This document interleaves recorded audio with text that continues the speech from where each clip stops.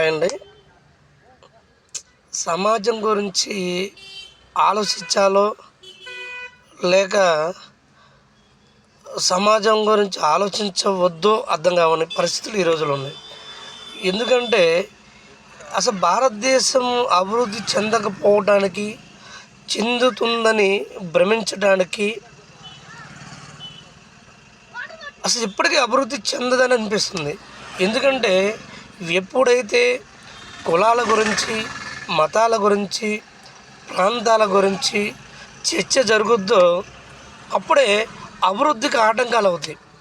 కులం, మతం, ప్రాంతం ఈ మూడు గురించి విపరీతంగా చర్చ జరగడం వల్ల అభివృద్ధి అనేది ఉండదు. ఎందుకంటే కులం, మతం, ప్రాంతం ఈ మూడు గురించి ఆలోచించకపోయిన ఉన్నట్లయితే అభివృద్ధి చెందుతుంది. ఎందుకంటే ఇతర దేశాల్లో కులాలు లేవు, మతాలు లేవు, ప్రాంతాలు అంతకంటే లేవు.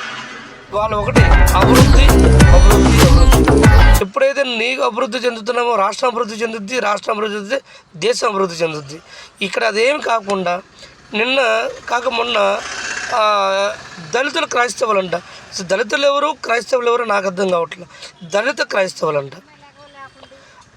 సరే పెట్టుకున్నారు. దళిత క్రైస్తవుల గురించి మేము రేపు రాగలిగితే ఈ దళిత క్రైస్తవులకి మేము ఇది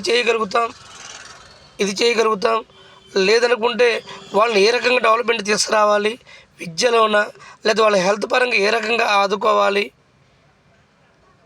అనేది చెప్తారనుకున్నాం. ఇది ఏమి కాకుండా ఒక పవన్ కళ్యాణ్ను, ఒక గవర్నమెంట్ను తిట్టడం వల్ల దళిత క్రైస్తవులకు వచ్చేది ఏంటిది? ఇతను మళ్ళీ జడ్జి చేశాడంటున్నాడు జడశ్రావణ్ అనే అతను.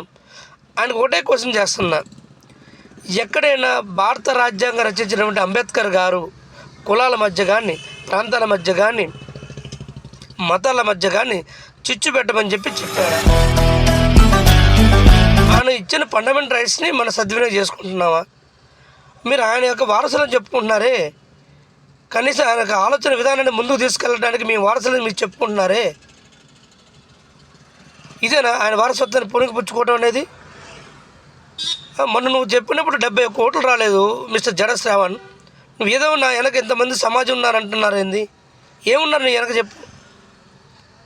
నిజంగా నువ్వు ఇదో దళిత క్రైస్తవులకు న్యాయం చేయగలిగినప్పుడైతే, దళిత క్రైస్తవులు చాలామంది పేదవాళ్ళు ఉన్నారు. వాళ్ళు ఆర్థికంగా, అనారోగ్యం కూడా చాలామంది ఇబ్బంది పడుతున్నారే. వాళ్ళకి ఒక కుటుంబాన్ని నేను ఆదుకున్నానని నిరూపించు. నేను కోటేసుకొని ఏదో నేను జడ్జిని అయ్యాను, అది ఇయ్యానని కాదు. నీ యొక్క కులానికి ఇప్పుడు మధ్య కొత్తగా తీసుకొచ్చావు. దళితులు, క్రైస్తవులు రెండు కలిపావు. ఈ దళిత క్రైస్తవులకి ఏం చేసావు చెప్పు. ఒక కుటుంబానికి నేను న్యాయం చేశాను చెప్పు. పవన్ కళ్యాణ్ని, ఆ కూటమి ప్రభుత్వాన్ని తిట్టడం తర్వాత విషయం. జగన్మోహన్ రెడ్డి గారు ఉన్నారా లేరా అని నేను అంటలేదు. జగన్మోహన్ రెడ్డి గారికి అప్రస్తుతం. నీ గురించి చెప్పు. మొన్న నిలబడ్డావు, మరి ఇప్పుడు వీళ్ళందరూ ఒకప్పుడు ఉన్నారు కదా, ఏమయ్యారు నీ వెనకాల? మాట అనేది అదుపులో పెట్టుకుంటే, నువ్వు అన్న మాటలు మొత్తం దళిత క్రైస్తవులు అన్నారా మీ ఇతర కులాలు అనుకోవాలా? ఎందుకు ఈ కులాల మధ్య మతాల మధ్య స్విచ్ పెట్టడం? నీకే నువ్వు గొప్ప నాయకుడు నువ్వు అనుకుంటావా? డిప్యూటీ సీఎం అవుతావా?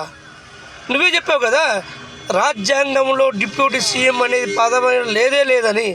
సిగ్గని పెట్టలేదు నీకు అసలు? సిగ్గని పెట్టలేదు జడశ్రావణ్. డిప్యూటీ సీఎం అనే పదవి లేనప్పుడు నువ్వు ఎలా డిప్యూటీ సీఎం అవుతావు? కొద్దిగా ఆలోచించుకొని కులాల మధ్య కానీ, ప్రాంతాల మధ్య కానీ